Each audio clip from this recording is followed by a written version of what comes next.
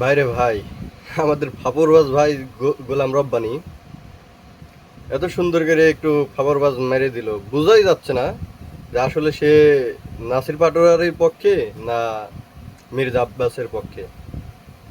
তা আপনারাই দেখুন কি হয়।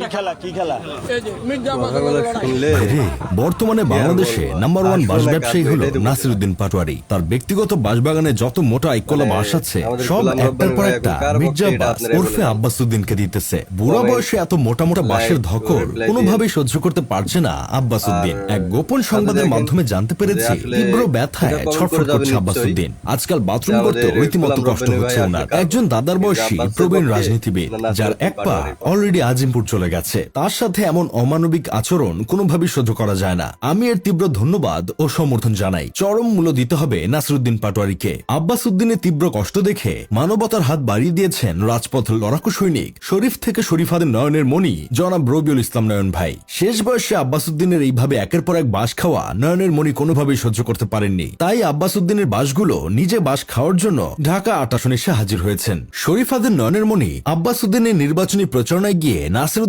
পাটোয়ারির খোঁজ নিয়েছিল। নাসিরউদ্দিনের বাসা কোথায়, আসলে এই এলাকায় থাকে কিনা, এইসব খোঁজ নিচ্ছিল। আর বলতেছিল নাসিরউদ্দিন মির্জা আব্বাসের বাসার সামনে স্লোগান দিয়ে আসছে, তাই সেও নাসিরউদ্দিনের বাসার সামনে স্লোগান দিবে। সেটার জবাবে নাসিরউদ্দিন পাটোয়ারি বলল, নয়নকে বলবো তুমি ভালো হয়ে যাও, আমরা নয়নকে নিয়ে আলোচনা করে সময় নষ্ট করবো না। ও যত কথা বলবে মির্জা আব্বাসের ভোট তত কমবে। ও একটু শোকে কাতর আছে, নমিনেশন পায় নাই, সবকিছু মিলায়া সে ডিপ্রেশনে আছে। ওর একটু সুযোগ দেন। মাসুদ ভালো হয়ে যাওয়ার মতো নয়ন তুমিও ভালো হয়ে যাও।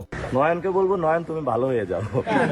চিন্তা করে দেখেছেন ভাই, মানুষ কোন লেভেলের বিটলা হলে হাসতে হাসতে তৈল ভেজলিন বিহীন পুরো আইকাওয়ালা বাঁশ দিয়ে দেয়। এক ভিডিওতে দেখি শরীফাদের নয়নের মণি বলছে, আপনারা যে নাসিরউদ্দিন পাটোয়ারির নাম বলতেছেন, জুলাই আগস্ট আন্দোলনে তার কোনো ভিডিও ফুটেজ কি পেয়েছেন? তাকে তো আগে কোথাও দেখা যায়নি। বলছিলাম কি নয়নের মণি, আপনি কি দুনিয়ায় নতুন? আপা ক্ষমতা থাকাকালীন সবাই যখন নিয়ম করে হাসিনাকে 3 বেলা চাটতো, তখন হাসিনার বিরুদ্ধে কথা বলার জন্য ইন্টার পরীক্ষার আগেই নাসিরউদ্দিন জেল জিনিসটা চোখে দেখেছে। জেল থেকে এসে বিশ্ববিদ্যালয়ে ভর্তি পরীক্ষা দিচ্ছে। 60 দিন একাই ভারতের বিরুদ্ধে আন্দোলন করছে। আর এখন আপনি বলছেন নাসিরউদ্দিনকে জুলাইয়ের আন্দোলনে কোথাও দেখা যায়নি? ব্রেন কি মাথায় আছে নাকি হাগু করার সময় নিজ দিয়ে বের হয়ে গেছে? সত্যি কথা বলতে রাজনীতি জিনিসটা নাসিরউদ্দিন পাটোয়ারি থেকে শেখা উচিত। বাবুনগরীকে নিয়ে নাসিরউদ্দিন একটা বেফাস মন্তব্য করেছিল, সেটার প্রতিবাদে মিছিল ও সমাবেশ করেছিল লোকজন। সেখানে নাসিরউদ্দিন নিজে উপস্থিত ছিলেন, সবার সামনে নিজে ক্ষমা চাইলেন। যারা ক্ষমা চায় তারা নিঃসন্দেহে ভালো মানুষ। ক্ষমা চাওয়ার পর সমাবেশের লোকজনকে বললেন, আমি তো ক্ষমা চেয়েছি, এবার আমার ভোটের একটু প্রচারণা করে দেন। চিন্তা করেন ভাই অবস্থাটা।